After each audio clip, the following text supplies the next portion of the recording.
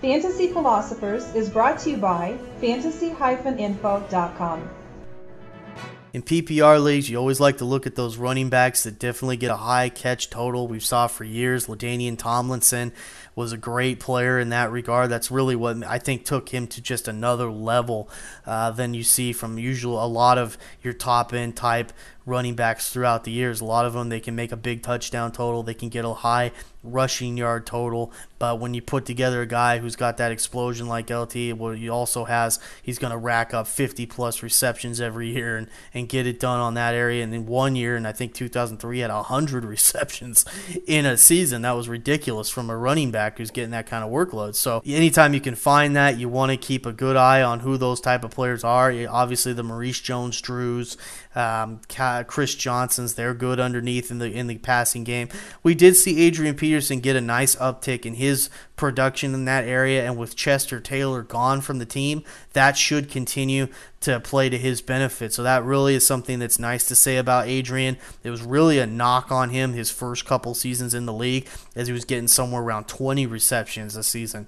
So that is a very good thing for him. That really keeps him legit in the top 3 type running backs in these type of leagues. He was really suffering in some drafts last year, going down a little bit farther than I think he should have last year because people were really knocking him for his reception totals. But look for that continue to stay around that 40-plus range from here on in. So overall, you definitely want to pay attention to what receivers are getting good reception totals. I think a guy like Matt Forte definitely had a down year last year, but he still had a good reception total. Unfortunately, we talked about Adrian Peterson with Chester Taylor. Well, now Matt Forte's got Chester Taylor on his team, and he's probably going to eat away at some of those receptions maybe that Matt was getting. Now, they're going to be in a pass-heavy offense, so that maybe he will keep some around 50 receptions. We'll just have to see how that shakes out, but that is a definite threat to his receiving abilities. You look at a guy like Brandon Jacobs, he's virtually non-existent in a lot of ways in the passing game. That's going to hurt a guy like that, where in some leagues where it's touchdown heavy, maybe he's got more value in that type of league, but in these leagues,